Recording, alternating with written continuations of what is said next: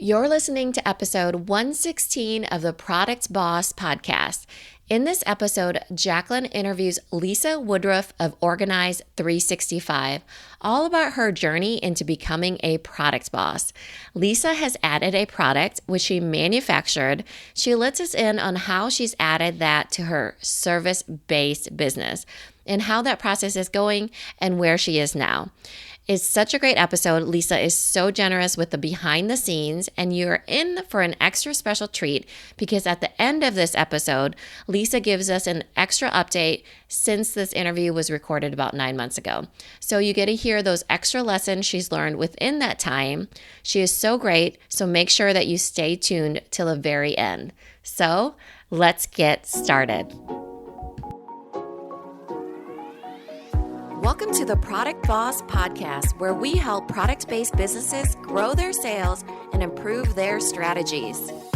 Hey everyone, I want to introduce you to my co-host and biz bestie, Mina Kunlo-Sitep, an Amazon guru that has built a multi-six-figure product-based business. And introducing the other half of the Product Boss, Jacqueline Snyder. She has helped launch and grow over 500 fashion apparel and accessory brands, even one of her own. And together, we share our inventory of secret weapons that will help you dig deep and do the work it takes. Are you ready? Let's build together.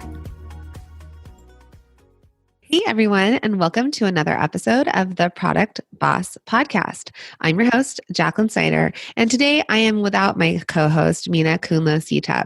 But I am so excited because we have an incredible guest for you guys today. We have Lisa Woodruff from Organize365. Welcome, Lisa.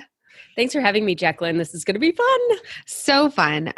We have actually met in person. We met a little over a year ago in California. So I'm just really excited to connect with you again and hear about where your business has grown from where it was when you and I talked and where we are now in 2019. Yeah. Remember we shared an Uber or not a taxi, an Uber. Yeah. From the airport. And I hadn't used Uber before. And what were we in LAX? I was like, I don't know. I didn't understand any of it. So I was like, I'm standing right here. And like, you got the Uber. And then somehow you found me and I just got in it. And I was like, I'll just pay, but can you pick me up? This is where I am. Luckily, I'm from LA because the airport is a little bit confusing and these like pickup spots, but they're in departures, not arrivals. So I was like, I remember we were like, go here, do this. I was like, yes, ma'am. We could have been anywhere else and I would not have been able to tell you where to go, but that worked out perfect. So we spent an hour together driving in LA traffic. Mm-hmm. And so tell me about your business. You are a podcaster. Tell us a little bit about what you do. So my company is called Organize365. I started it January 1st of 2012. And when I started it, my goal was to have an online business where I was selling from a website, maybe an affiliate for different brands. I had brand partnerships. That was my vision of what Organize365 would be. And I just set out to, how do you grow that? And so I started by representing some other companies, and then I found out that I was a professional organizer, so I grew it as a service business, and the service business gave me all the money I needed the first 3 years to even stay in business, and then in years 4 and 5 to make the transition into an online business. My goal has always been to help women anywhere in the world, in any size dwelling, organize their life and their home so that they can increase productivity. I've just taken like this path to get there. Yes. And I listen to your podcast. I'll go through it where I'm like, when you get in those organizing modes and it's like, what do I do with all the paper and all the clutter? Because that is the bane of, I feel like, most people's existence, which is why you've come out with a product. So tell us about your product. So in the course of organizing people's homes, I realized that organization was a learnable skill, and I have a teaching background. I have a degree in education. So I created an online program called the 100-Day Home Organization Program to organize your house. But what I really loved organizing, and specifically when I was in direct sales or I was helping people with their offices, was it was all paper. Like, how do you organize the paper? And I'm a nut. Like, if you put me in an office with paper or photos, like, I will stay in there. I will only come out to get a refill of coffee and go to the bathroom. I will stay there for days. I love organizing paper. But I wasn't able to teach organizing paper like I was teaching how to organize your house because it was so conceptual. Like, people hold a piece of paper in front of them and they want to know what to do with that exact piece of paper. And everybody's exact piece of paper is totally different and has a totally different story. And so I set out to, how do I teach like organizing your house with paper? And I couldn't find the products on the market to teach it. Like there are folders, there are file folders, there are slash pockets, whatever. But the common delineator when you are a teacher is everyone has to have the same materials in front of them. So then they could take their individual paper and put it in this system. And if I would use, like Avery brand or go to Staples, they would change their colors. So if I created an online course and they changed the colors of the slash pockets or they change the size of something, then my whole system would be gone again. Or people get really, because they're frustrated with organization. And if their yellow is a little bit different color than your yellow, is that still okay, Lisa? And they were getting all caught up in the colors and the sizes and the exact product versus the process of organizing paper. Right. Yeah. Women are hard on themselves. Oh yeah. Perfectionists. Like, did we do this right? Is this the right way? Which I think often. Did I get an A? Did I get an A? Yeah. Did I do enough? I think oftentimes like you want those steps, like, how do I do this? And again, like I remember my apartment that I was in listening to your podcast. Cause when I was in New York City, it is a small space with a lot of things and a lot of people. So you have to be very used to just throwing things away, which is very different than when now I'm in New Jersey and I have a basement and cupboards and all the space. And then you start to, ease out until, storage spaces if you really have that much. I'm fine with storage spaces, by the way. To get it out of your house? Yeah. Yeah. Yeah. So, okay. So let's just talk about sort of like the course of what's happened here. So over the last year, you've transitioned from that you had a team of 2 and you were selling online courses, like a certification process for what you do, to now you have a team of 10 with a warehouse and physical products. So tell us a little bit about this growth. So year 2 in business, I added on a professional organizer. She became my lead organizer. We ended up with 2 more. So there were 4 of us that could organize in the house. That was my original team. And then once I got them to where they could go in and organize a house without me, then I started, that's when I published my 2 books in 2016, 2017. I created the 100-day program. I started making brand connections and I started growing the online piece.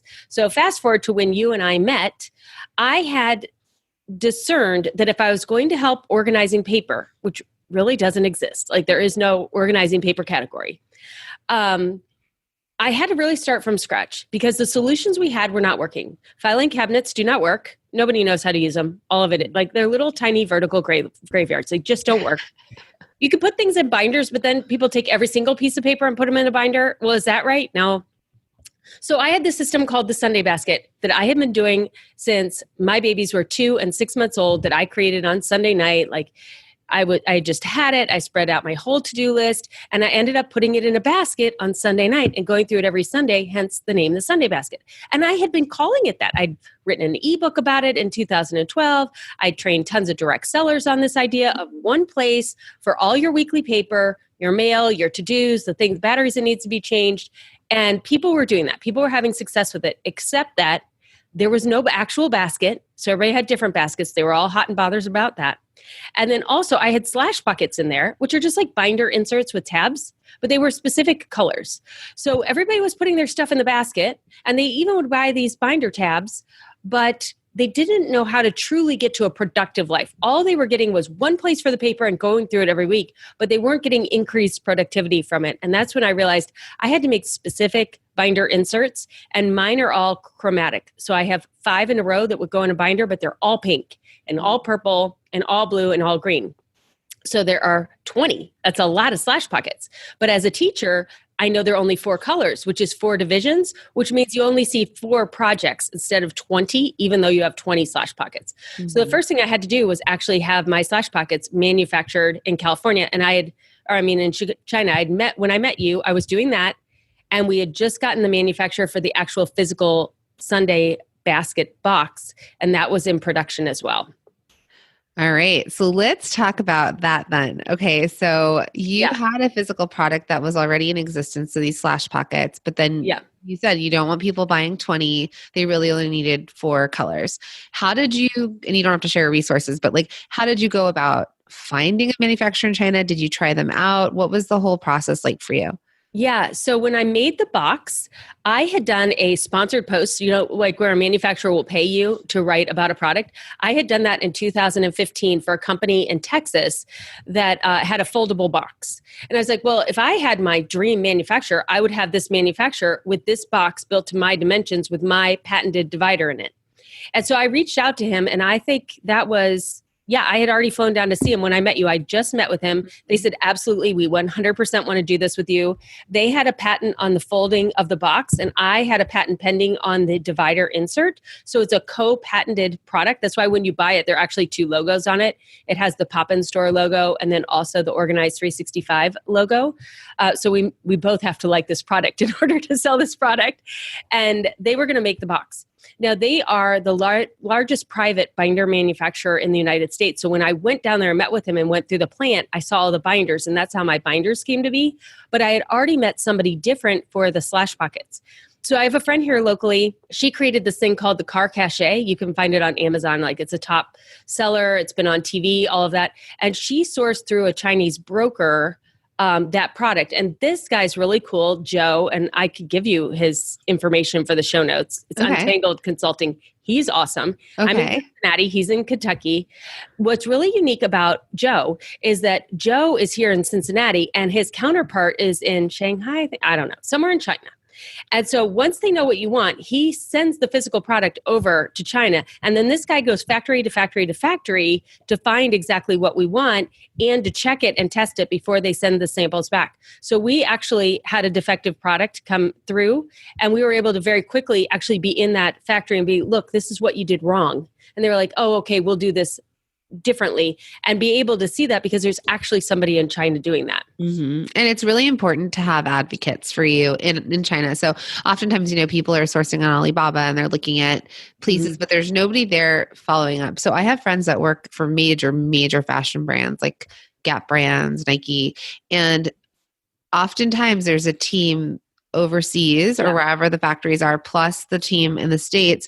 And they actually send the designers to the factories to do these iterations of everything, because it's just easier to get the American employee over to China to deal with it than having to have somebody there try and tell them what to do and get the sample sent this way. So I think that's an amazing person that you found. So billing wise, do they take a fee to do this for you, or does it end up at the end cost? This is a great story. So when I first did this, like when I met you, I had my terms set up so favorably that the bank was like, well, we can't even give you a loan because you've set this up perfectly. So the manufacturer in Texas was going to actually mail out the Sunday baskets to my customers after they purchased them, and then I would pay after the fact.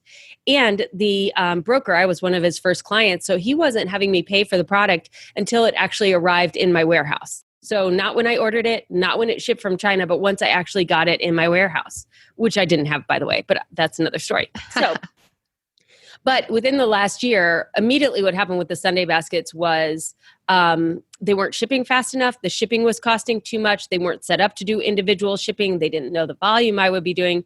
So within a couple of months, we were taking ownership of the Sunday baskets here in Cincinnati and sending them ourselves, which meant A, I needed to get a warehouse. B, we had to get a shipping person. And C, we had to figure all that out. And we had to pay for the Sunday baskets when we took receipt of them versus when we sold them. So now we were in a cash flow negative position. And then also over the course of the year, Untangled Consulting, it's gotten a lot more clients. And they're like, hey, I'm out all my money this whole entire time. Like, you have to pay half when you order and you have to pay half when it leaves China. So basically I've paid before, 6 weeks before I even get them now. And so so what the cool thing is that you have someone working and looking for stuff for you, but there's not a fee associated. And if he gets what you need done and they're handling it, then he probably has the fee built in on the back end with them. Mm-hmm. Perfect. Yeah. That is probably the most valuable thing. So that is amazing. So thank you for sharing that resource, and hopefully we bring him more business. Yeah, I'll let him know. He'll be so excited. Okay. Joe is awesome. He's so great. Okay. Well, Joe, if you're listening, come on the podcast. Oh yeah, he would. Right.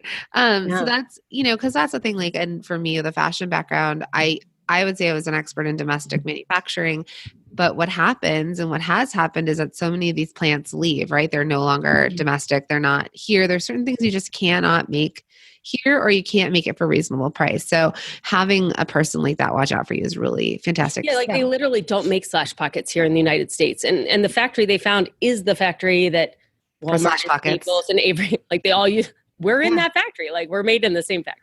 So did you have to hit minimums with, so you had the relationship with the boxes. Did he have you work on minimums with him? Yes, but because they are also making other boxes at that same manufacturer, they're shipping like containers full at a time. So it was okay for me to start in small quantities, but I've already exceeded their expectations of the quantities that we would order. And same with the Slash Pockets. I placed the very first order myself, 5,000. Okay. We're still working through that initial 5,000. It's a lot of the basic ones. But then when we did the individual colors, that was a custom thing. And yeah, we did have to eat, I think it was 1,000 per color or whatever. Like, yeah, everything that year was $6,000. That's all I have to tell you. That year was, this year's more, but everything, I had to find $6,000 for the patent pending, everything. Everything cost $6,000 that year. Okay. Like, okay, well that's, so 6,000 all in? Well, each time. So Each time. each Sunday basket, each kind of Slash Pocket, each patent pending, each, when I got the lawyer to do all the trademarks and all that, that ended up being a $6,000 bill. Like everything, for whatever reason, was $6,000 that year. Okay. Yeah. I thought you were like, I spent a total of $6,000 and I did all of these things. No. Each harebrained idea. Which again, thank you for sharing that number, because oftentimes people come and they don't understand, especially with manufacturing and product businesses. And because you're not the maker of your product, you're outsourcing it and you're having like other manufacturers make this for you. There's a lot of cash that goes out before you ever get the product and then sell the product, right? Mm-hmm. And then it comes in damaged, or they're, pretty much, I haven't ordered anything that has come in right. So what happens there? Do they pay to then ship more to you and fix it? Yes, I have not been out any money. And when I've been able to do some marketing or figure out something, I was able to make it a win-win for everybody involved. Perfect. Yeah. And that's a big thing too. And I'm sure you're experiencing that, is just like working with them, because when you're getting this, I mean, you're telling me it's in a container on the slow boat, right? So, and that slow boat got stuck for an extra 8 weeks because of the Trump tariff that was supposed to be coming through. And then I'm calling my manufacturer going, yeah, but he gave us another 90 days. So could we unload the boat? But what was happening over there, because this is happening to everybody right now. I mean, like everybody is, if you didn't pay money to have your boat unloaded first, other people were paying to jump in line in front of you. So literally the boat was in California just waiting as other boats kept jumping in front. And then once you got offloaded, then they wouldn't undo that. And then you had to get on the rail, and everybody was trying to beat the January 1st, 25%, whatever. Yeah. Wow. Good timing, right? Oh, perfect. Perfect timing. The cool thing is that you got to go through this, so that now anything else can happen, because hopefully this doesn't happen again.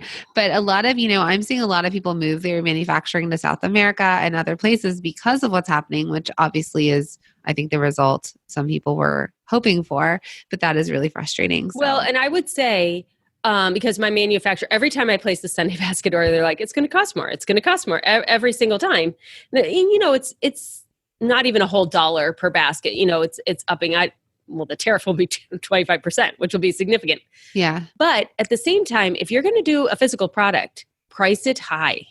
Yes. Price it with your intellectual property in mind. Because even our manufacturer, our baskets are $38. And he's like, $38? How are you going to get $38 from just the basket? I was like, well, that's the price. And they're like, but will people pay that? I was like, yeah. Because what can they compare it to? There is no other Sunday basket. And they're paying for the system. Mm-hmm.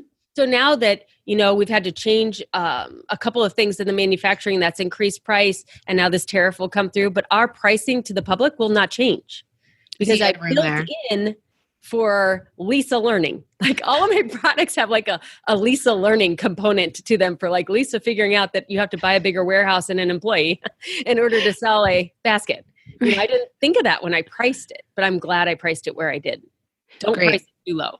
No, and that's another good point, because oftentimes people will think, so often people, kind of like the manufacturer you're working with for the boxes, will somebody actually pay that, right? And you were confident enough to say, well, I have this system, I have podcasts dedicated to this, I have trainings dedicated to this. Like, yes, if they follow the system, they're going to want this to go with it.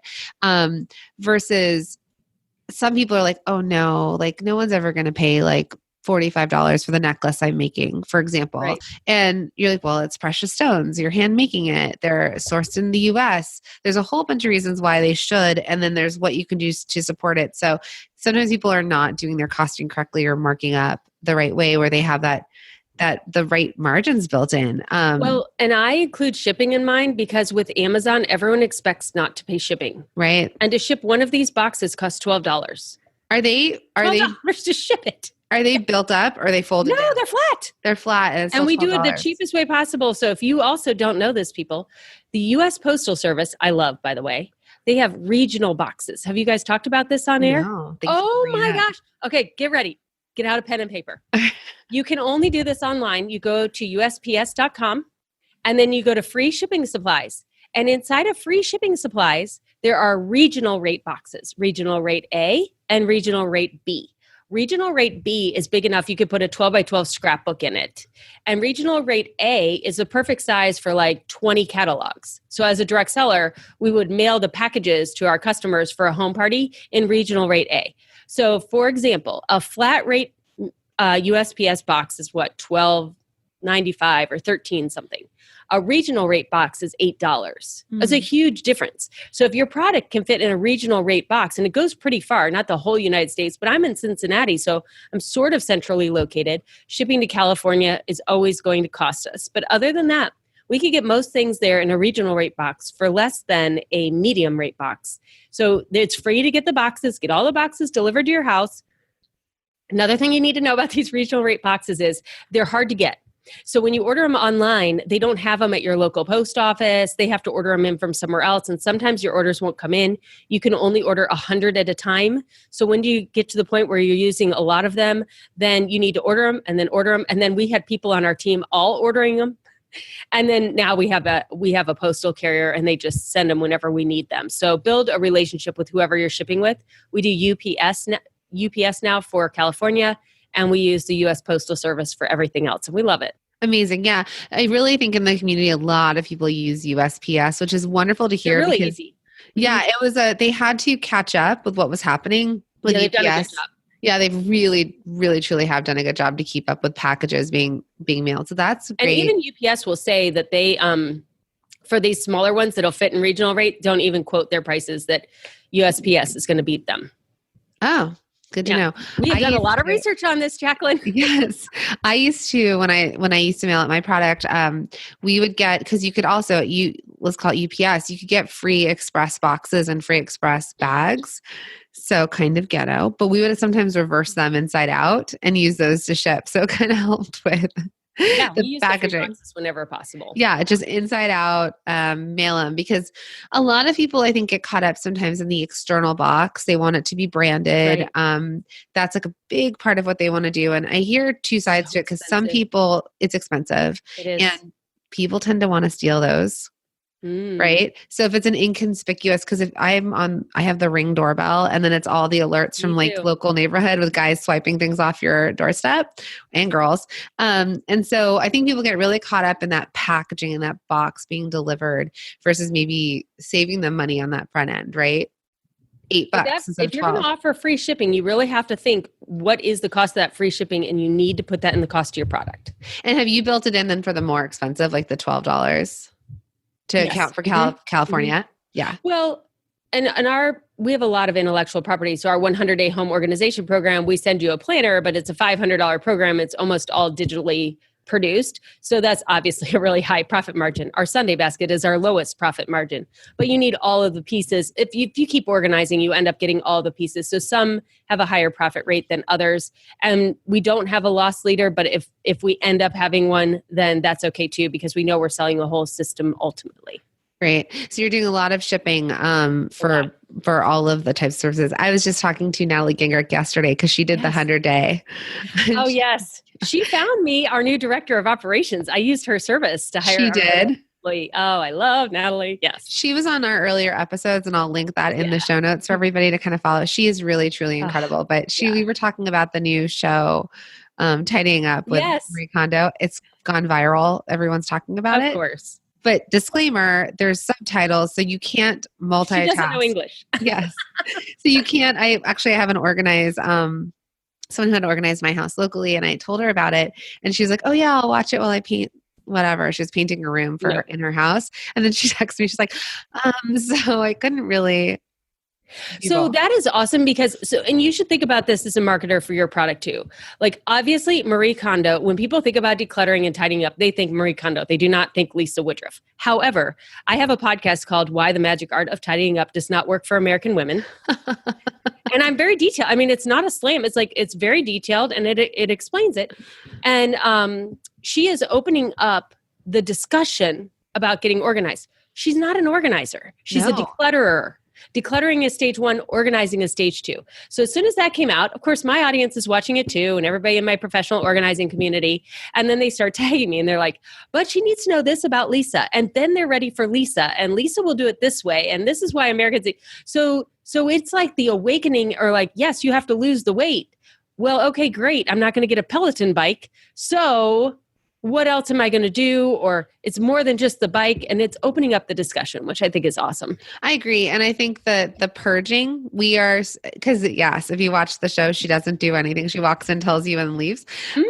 This is how you fold. But I think it's that purging aspect, which so much of, and I don't know if it was on your podcast, I heard this, but that like keeping things are just delaying decisions. So all of the things are delayed decisions. And I think with what you're doing for your product with a Sunday basket, it's all these papers. And some of us don't know what to do with the papers. What do you do? How long do you keep bank records?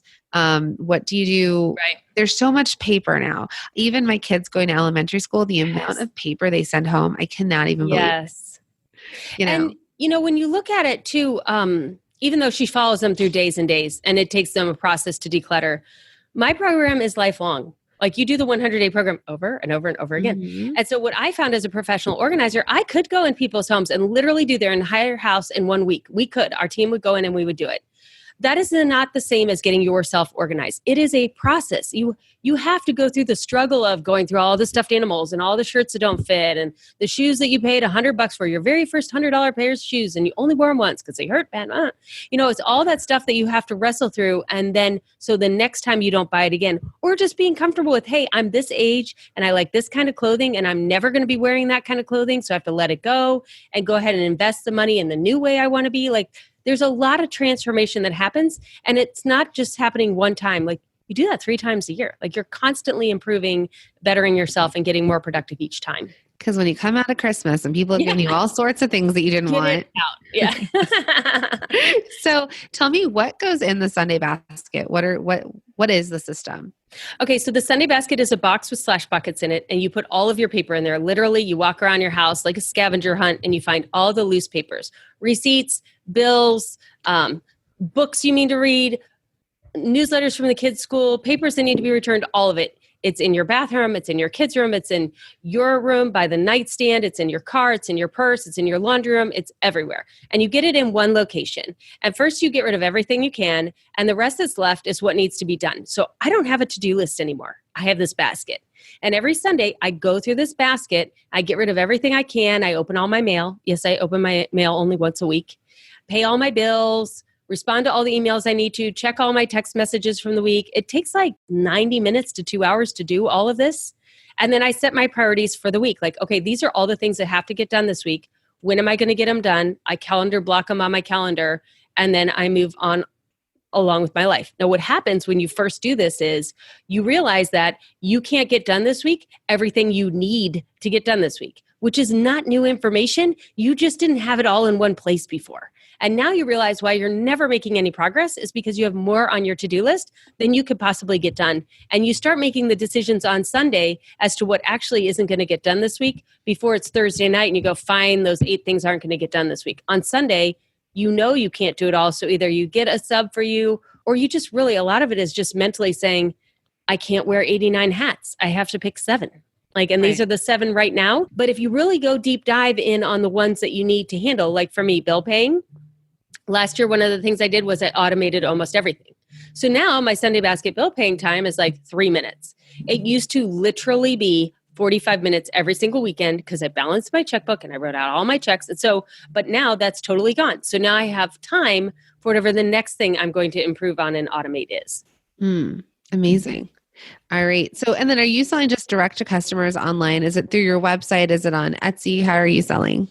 So I got rid of Etsy. We got rid of Amazon. It's all direct to customers. The Sunday Basket is on sundaybasket.com and everything else is on organize365.com. And then we also have certified organizers. So other professional organizers who are growing their business through a service industry, the thing that I noticed was that most people who are good at professional organizing aren't necessarily good at marketing and sales. They're very analytical, math, task-oriented. They're not as much like, hey, how you doing? Like at a party. So I wanted to help them find my customers because I don't do in-home organizing anymore and my customers are all over the world now. And so I teach this Sunday Basket system and we have online videos and all that, but I'm a teacher and I know some people need the hand-to-hand organizing. So we've created Sunday Basket workshops and they are physical Sunday Basket workshops and people get certified and they do them all over the United States and they resell the Sunday Basket supplies as well. Cool. So they kind of become like affiliates and then do they have to pre-buy from you the product to then resell it or do they sell? Yes. Yeah. They buy it wholesale. Okay, great. Yeah. I love this model because you actually have a lot of different models working in your business right now. Right? Yeah. I just keep doubling down on what does the American homeowner need? We sell internationally, but what does the American homeowner need to get organized? They need the 100-day program. Then they need a Sunday Basket. After they figure out the Sunday Basket, then we have a way for you to ditch your filing cabinet and we have a system of binders that do that. But if you get through the whole thing, you're organized. Like you're all organized. Yeah.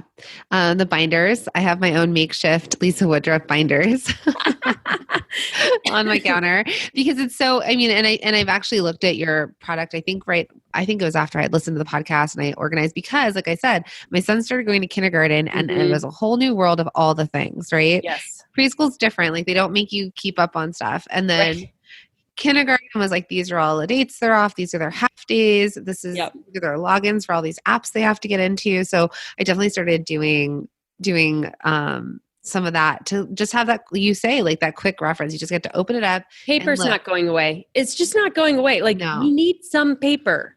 Yeah. And if we digitize it, if you're really good at, I'm not good at digitizing. I'm just not good at looking at something on a computer that's not work related. Like if it's my home, I want to be able to access it in the kitchen when I'm making dinner, when I'm talking to the kids. Like I want to just flip open a binder and go, okay, great. Here's your birth certificate.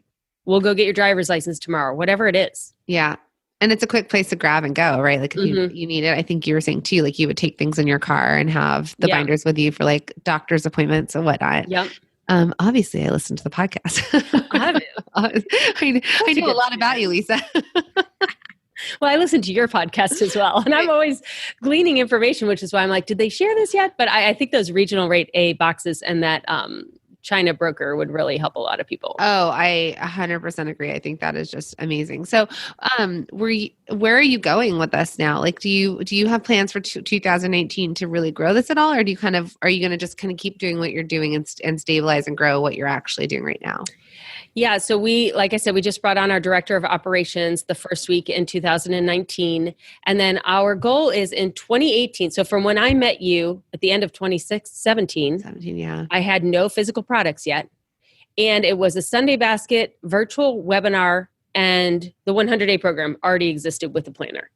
I didn't have any binders even created. I didn't have any work boxes. We have 6 work boxes. We're coming out with an IEP binder, a realtor box. We've come out with all these products. So last year, all we did was create, manufacture, and build a warehouse. And we moved twice. And now we're in 1,500 square feet. So 2019, I just had a meeting with our team. And I said, this is our year of excellence and 110%. Because we're never going to get perfect.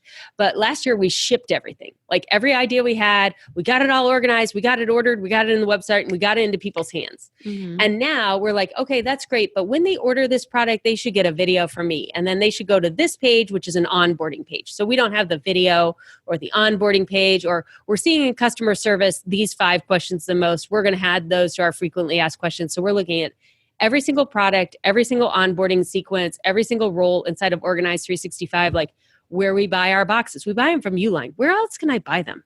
there has to be another place that we could buy boxes from. And so how do we cut costs on those things that we're buying every day? And how do we make the customer experience even better? We're adding very, very few, if any, new products, but just getting more people into the system. So we have about over 1,000 now, and we'd like to see 5,000 by the end of 2019. Amazing. I know you'll do it. Yeah. I mean, I think so. We just did an episode. I'm not sure if it airs or not by the time this one episode airs, but we were talking about development. So do you continuously develop? And so it sounds like your year was development, and now this year is about cleaning up the processes, seeing what sells. You probably are going to see ebbs and flows to your busy seasons, and what do you do in your business versus on your business. Yep. And I love that too, like the customer service, because everything that you can do now is just going to clean up the internal processes, have the product figured out. And then by next year, hopefully either you're going into development more, you're digging deeper into something. And then it's easy for you then, Lisa, to transfer most of this information to somebody else.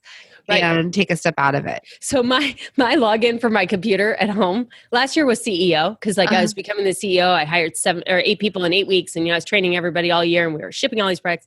This year my login is don't do it. So I have to type in there, don't do it. And then I go into my email, because what I'll do, I'll just do that. I'll just do it. So now I turn on Zoom. I'm like, okay, I did it, but here's how you do it. Don't email me that anymore. So the goal is that by the time we have our national conference in June, that my team can pretty much do everything. And I'll be finishing up my book and TED Talk and things like that. Amazing. Yeah, I'm so excited to see what happens. But thank you for sharing all of this. So since you listen to the podcast, you probably know that we ask these questions at the end.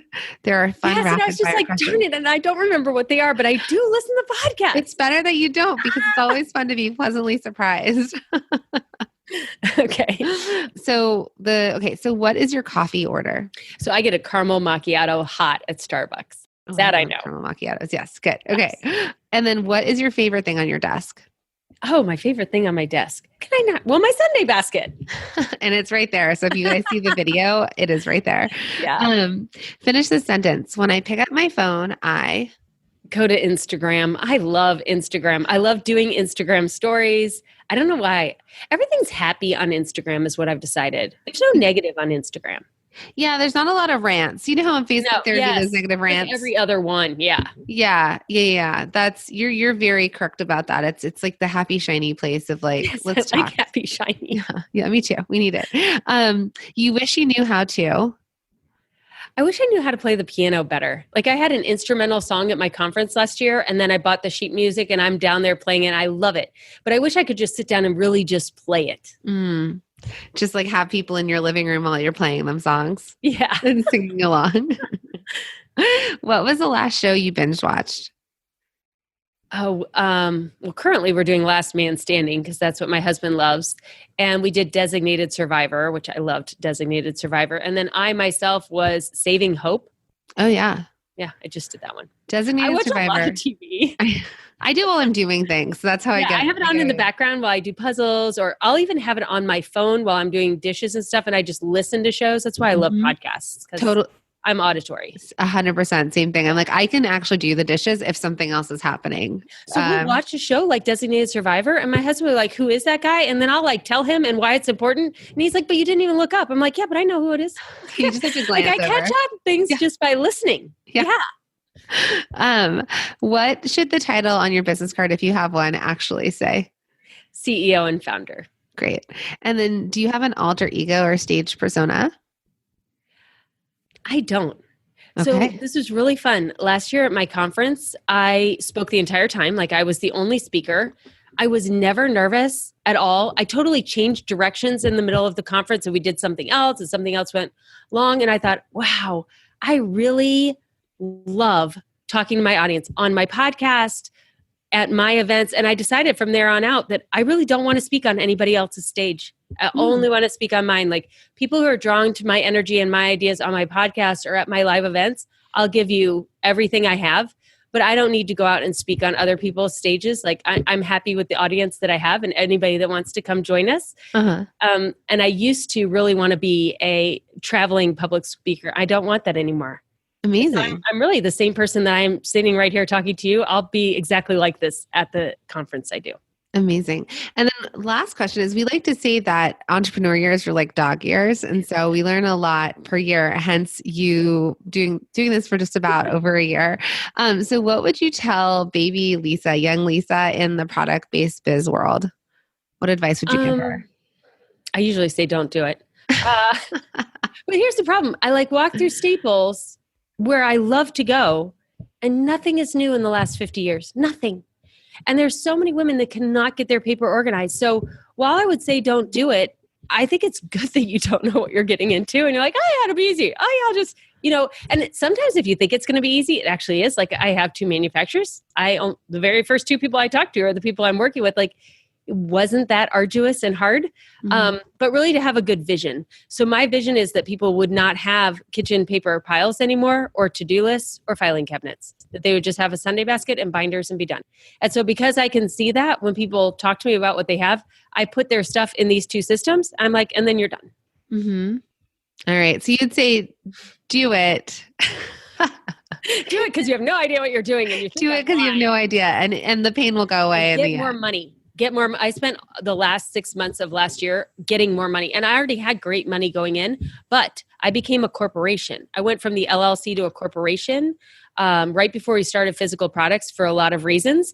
So the bank put me back at a brand new business and wouldn't credit all of the money that I made in the first 6 years of my business to my new business. It would give me all the credit I wanted for the LLC, and it would give me $20,000 for the corporation. And then all of a sudden you heard what happened with my manufacturers, and now I'm needing to write really big checks, and now my payroll is growing, and now we have a warehouse. And so I was very cash poor. And finally, I was able to stay at US Bank and not go to a small bank. They actually were able to get me a second credit card and a loan and up my line of credit. But you need a lot more money than you think you do, and make sure that your whole family's on board, that you're investing that kind of money. That's good advice. Yeah. I always say it's going to take way more than you think it's going to take. Yeah. Think 6 figures. You're trying to get to a 6-figure business. Let's think in 6-figure credit. We need multiples of 6-figure credits. It's true. And I know it sounds cliche, but it takes money to make money. And you really do, especially in product, which is why we wanted to create this community, was that other people didn't understand that inventory kept them awake at night, right? You have all this money invested in inventory and now you need to get it out into the world.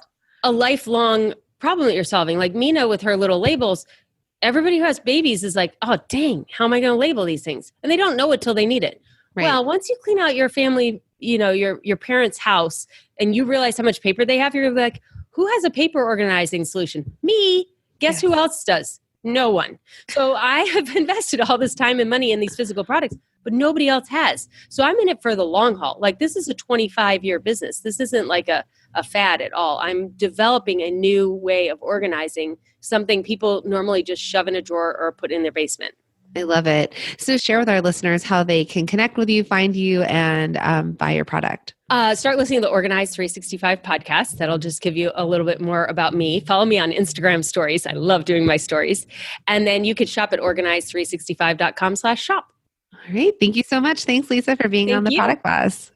Hey, everybody. Mina here. Wasn't that such a good episode? And as promised, here is an update from Lisa. Since we recorded this episode in early January, she has given us an update on what is going on with Organize365 now. Hey everyone, Mina and Jacqueline and I recorded this podcast back in January of 2019, and you as a product boss know that a lot can happen in 9 months. So I'm hopping in here in this outro to just kind of give you an update about Organize365 and what has happened in 2019, specifically in the product part of my business.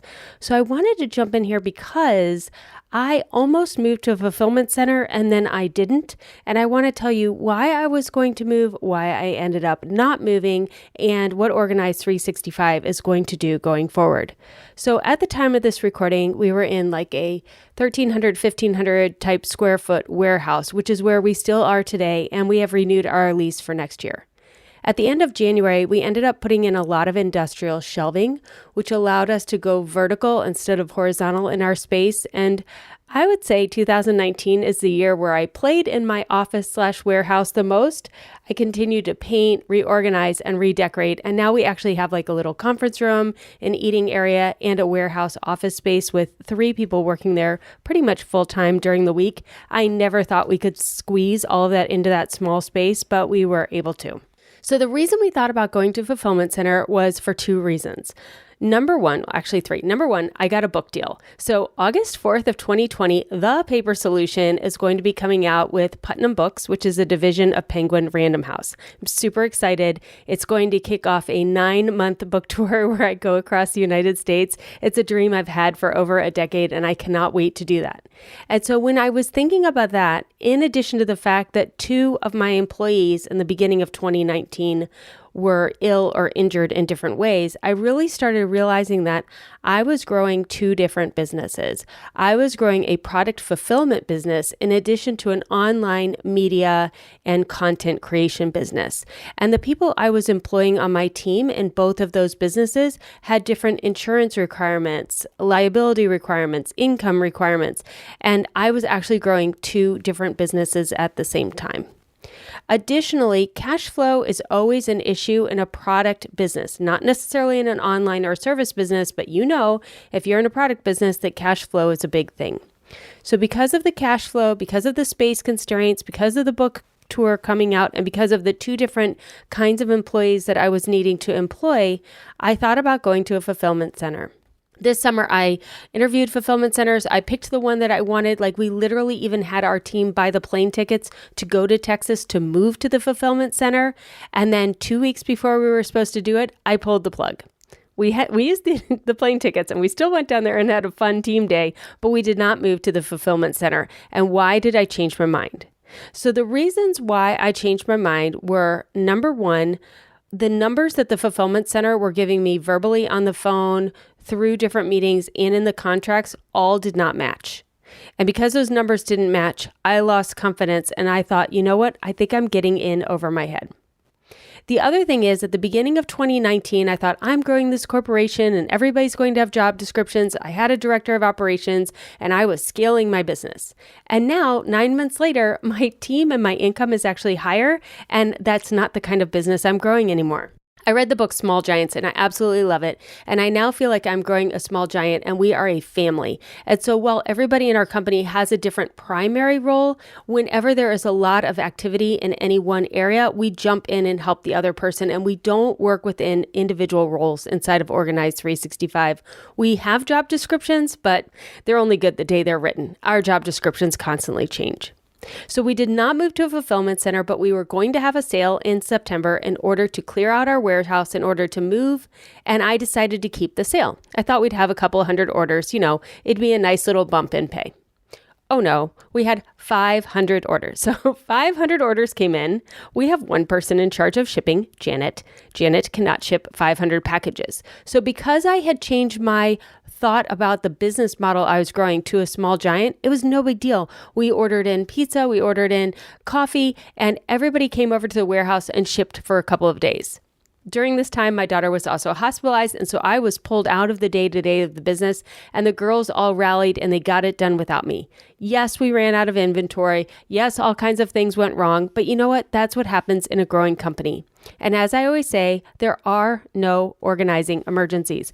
I even went on Instagram and I verbally said, if you're stressed out because your order is not shipping in 2 days, then maybe Organize365 isn't the company for you. There is no reason to stress out about a product shipping within 24 hours, or to stress out my team when we're offering a great sale and we're just trying to make everyone happy. So I have totally changed in the last 9 months in the kind of business I'm operating, in how I feel about our customers. I love our customers more than ever, but I'm not going to create a crisis where a crisis doesn't exist. And we're just going to keep growing at this model. Will we move to a fulfillment center in the future? I don't know. The one thing I will tell you that has not changed since this interview was recorded is the one thing that drives everything in your business is you. So all of the thought and time that you are investing in money should be in you and your mental mindset and being ready to solve bigger problems and to be available for whatever opportunity comes your way. Listening to the Product Boss Radio podcast is a great place to start. I love listening to Jacqueline and Mina and their stories each week, and I just feel so honored and blessed to have been able to be a part. Thank you so much. This episode is over, but it doesn't have to end. Head over to our Facebook group, search for the Product Boss Biz Community, or the link is also in the show notes. Come connect with other product bosses just like you. We'll see you in there. If you love the Product Boss podcast, we'd love for you to subscribe, share, rate, and give a review on iTunes. Until next time, product bosses, let's make it happen.